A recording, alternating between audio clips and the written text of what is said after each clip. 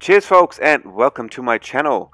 Now before I start with the Alliance War number 9 in Season 5, I would actually like to give a big thank you out to all of you.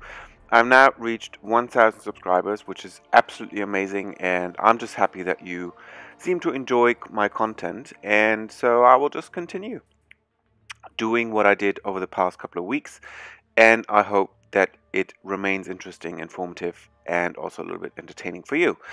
Now, the alliance we met in Alliance War number 9 is S3NSU, Alones Baya.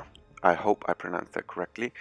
And even though they've been in Platinum 3 last season, this season they're doing really well. They are currently placed number 18 when it comes to war rating. And also in the bracket, they're currently in the master bracket. So, a bunch of really skilled players, and actually on paper, easier than it was in reality. Now I could go back again to my beloved path number 7. Not all the way number 7, but in the first section, path number 8. Now because of the champion setup on my path, because there was no skill champion on any of the healing nodes, like a Kinpin or an Agent Venom, who's difficult there with Void, I was actually able to take all path with Void, which is why I didn't bring Blade with the Ghost Rider synergy, but I actually wanted to try for once something different. It was the first time I did this, and that was really focusing all synergies on Void. The first thing is that I brought Black Widow because I assumed there would be a rank 5 Iron Man Infinity War on node 38. And the second one is I brought Killmonger because he basically heals Void with 1% for every debuff Void inflicts on his opponent. Now, this synergy with Black Widow basically means if I fought a Iron Man Infinity War, I would gain Fear of the Void for the first 30 seconds of the fight, which just does a lot more damage output against a rank 5 champion. That's a really good synergy to have for Void. So that was the team, really all circling around Void, and I was already planning from the beginning that I would do all my fights with Void only. Starting on the right hand side of the map, as I said, the first section I was going path number 8, which is right through the middle. I had to wait a little bit until I got unnoded from my fellow teammate, and once I got unnoded, I could actually also then do my share in freeing up the other paths. Now the first node is node number 5. Node number 5 on path 8, and it's a recovery node, so healing regeneration is increased by 100%. Then physical and energy resistance, and also the special lock 1, which for Void really doesn't matter because I anyways only spam special 1s, so you know the power is locked at special 1 or at 1 bar of power. But with Void, that's actually nothing to worry about. It's more if you have champions that you usually use your special attack 2 with. A cosmic champ on that node would usually be Angela or Phoenix in the beginning. And it really also turned then out to be a Phoenix, a rank 4 Phoenix. And not much actually to watch out on that fight. You can parry stun. I personally, as I also mentioned I think in a video before, I personally always prefer her to get to her special 2. Just because if you don't have any petrify buff on her yet, and she fires off her special 1, she oftentimes gets quite a power boost, as you can see here. So, you know, always be a little bit careful with her and her special 1s. If possible, always try her to get to her special 2. And then after 10%, I actually didn't have to hit her anymore, because then basically my debuffs did all the work. Now she's getting her right of the Phoenix, and when that's over, again, the debuffs do all the work. I don't have to actually touch her anymore, and she's just down. Again, that's the beauty of Void killing without hitting. And so that was a really good fight, the first fight, and as you can see also, that Killmonger synergy, I am at full health, even though I did, you know, of course, take a little bit of block damage every now and then. But scratches are easily healed back, and with that I could go very regenerated into the next fight on node number 8. Rank 4 Mutant Champion. On this node, that champ has 300% extra health and 125% extra attack. On top, Pessimist, which means above 75% health, gains Fury, Armor Up, and Health Steal. And Outlast reduces damage by up to 20% proportionate to missing health. So no really tricky node. Basically, the nodes just mean don't get hit and stay concentrated. The fight might take a little bit longer because it's quite a boosted champion, and you can see 85,000 health for this fight. The other one, I think the first one was about 50,000. So this fight was just clearly taking a little bit longer. And then it was a rogue. Rogue, I always fight as if she was stun immune. I don't parry stun rogue because if she's placed with maximum limber mastery, then you can't parry stun her. That's something that won't work on rogue. So have her hit the block, wait until she fires off a heavy, and then again the usual rinse repeat with void, spamming special ones. And it doesn't really matter for rogue if it's her special attack 1 or her special attack 2. The one thing, if she fires off a special attack 1, is don't even get hit in your block with a special attack 1, because she does lifesteal even if she hits your block.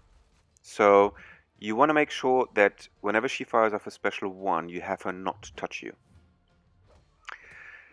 And then here in this fight, I mean, she was just a bit annoying because she wouldn't fire off her special now towards the end. Now she finally does.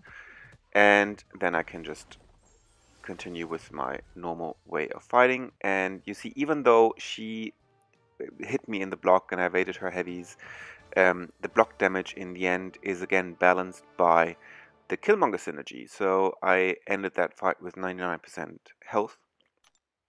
And as I said, the only thing that's important is don't get hit, especially in the beginning when she's above 75%. She has double lifesteal, one from the node and one from her ability with a special 1. So yeah, just these few things really to watch out for. But then other than that, she is also rather easy because her specials are quite easy to evade.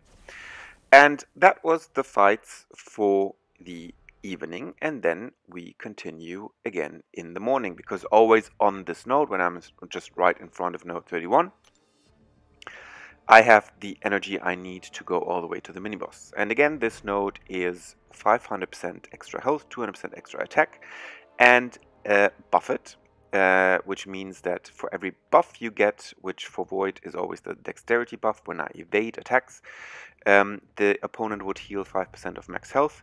This health is even amplified by a healing regeneration buff, and all buffs for this champion last 40% longer, which means for a Kingroot, who's on that node, those fury buffs and regeneration buffs just, you know, have an extended duration. Now, Kingroot, and before I fought Kingroot, of course, the usual boosting, which again we always do. I don't know how it is for you. For me, it feels like the boosts are always arranged in a different order. So in this case, I had to actually search for the boosts, because usually the green ones are in the beginning. Now they weren't. But okay, that's just a small technical problem that I had. Now, coming back to Kingroot. Kingroot, what's important to know about Kingroot is when he has Fury buffs active, and he gets a debuff, he purifies that debuff and loses one of his Fury charges. So what you have to make sure is, because again, the strategy on this node is to inflict petrify debuffs on Kingroot, and once that is, to reverse his healing. So you have to make sure that your debuffs stick. And what I do, therefore, is I first take out his first 2 Fury buffs during the fight that he gets in the very beginning. I take them out by parry stunning him. That way, the first timer debuff coming from my timer and the first debuff coming from my special 1 both stick. And in that case, there was already 1 petrified debuff. Now he's in the phase again where he has his Fury buff, so don't fire off my special 1. but I wait for him to get to his regeneration phase again. And once he's in that regeneration phase, the debuffs that I inflict, they stick. And in that case, it's actually already the second Petrify debuff, which is making things so much easier because from that moment on, all his healing is already reversed into degeneration. And the one is coming from his own regeneration when he's entering his regeneration phases, like just right now. And the other regeneration is, of course, coming from me evading his attacks, getting my dexterity buff, and the dexterity buff actually healing him up with 5%, like here. But because he has the petrified debuffs, he doesn't heal, but he actually loses that amount of health. And another thing about Kingroot, sorry, is that I always prefer him to fire off, again, his special 1. Easy to just evade, and then you directly counter. His special 2, you basically have to block it, most of it. You can't directly counter attack after that, so it just makes it a bit easier, I think, after a special attack 1. And already now, again, he is killed by his own healing. Not actually by me hitting him, but just because I reverse his healing. Kingroot, very common champion on that node, but one of the absolute best victims for Void, I think. It's actually fun. I like playing against Kingroot on that node. Now the next node, as I said, I originally assumed a rank 5 Iron Man Infinity War. Already there, I could see it's a rank 3 champion. A rank 5 Iron Man Infinity War on that node, I had shown in a couple of videos already, just means that you can't really hit him if he has more than 4 armor ups.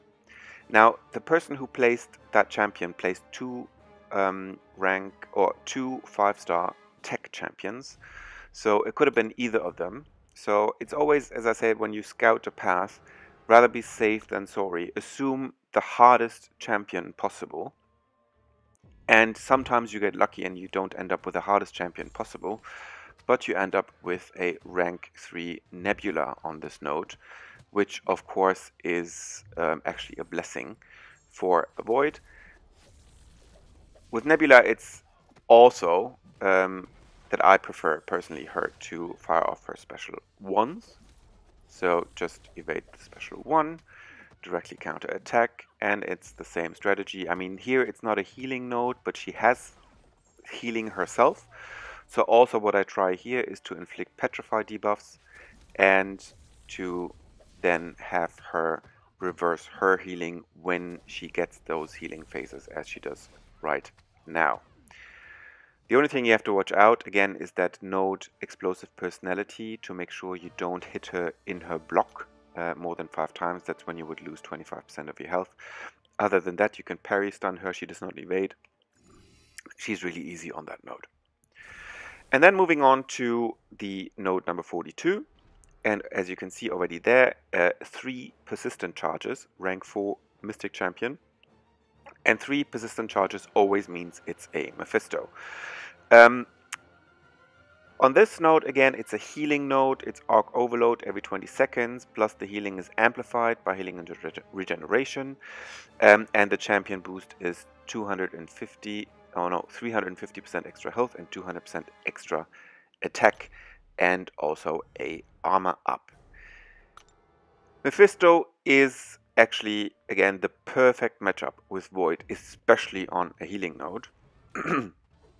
If it's a dupe Mephisto, the only thing that is tricky, if you would fight him with any other champ, is that he gets these Aura of Incineration phases. And Aura Incineration, he can do quite a bit of damage if you're standing too close for too long.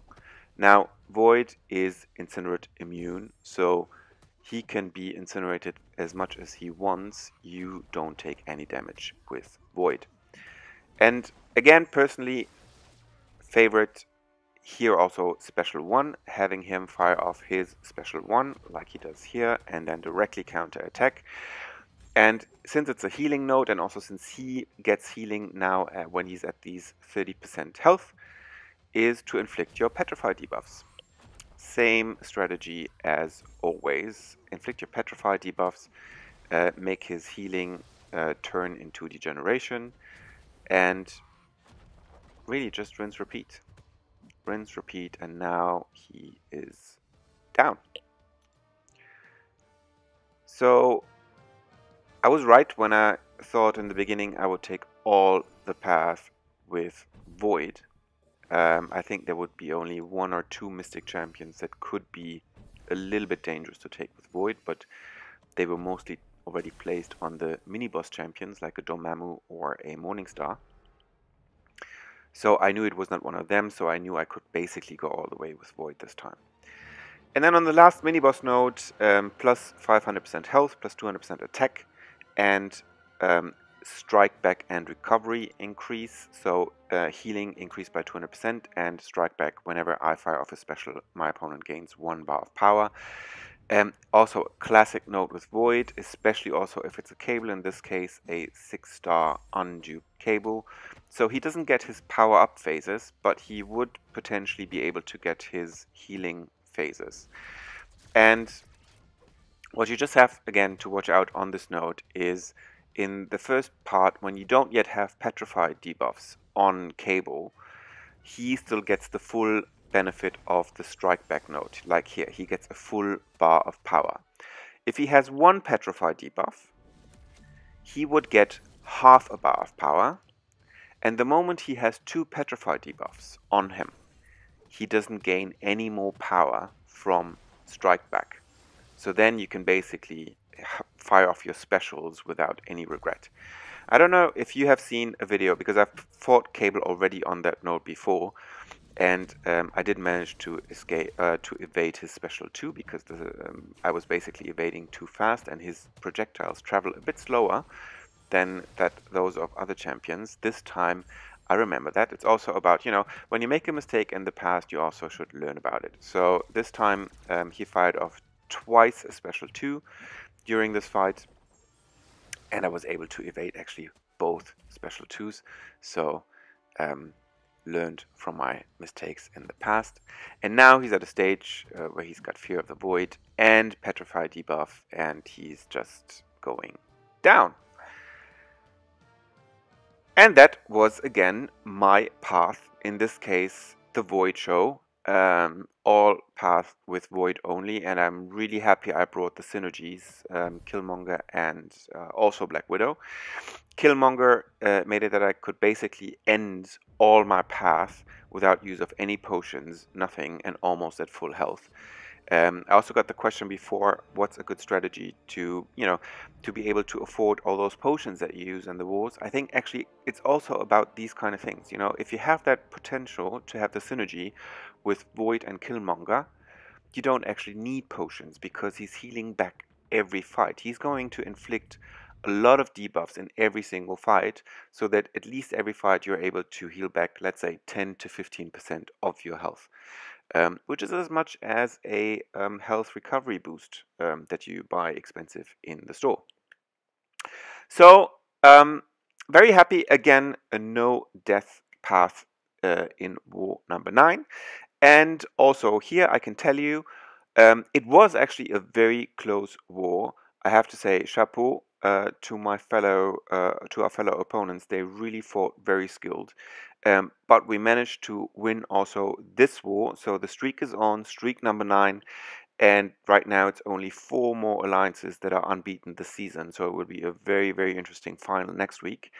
But we are still in the race. And if you liked the video, give it a like. If you are new to the channel and you would like to see more videos like this in the future, hit the subscribe button. And I hope to see you very soon on my channel. Cheers, folks.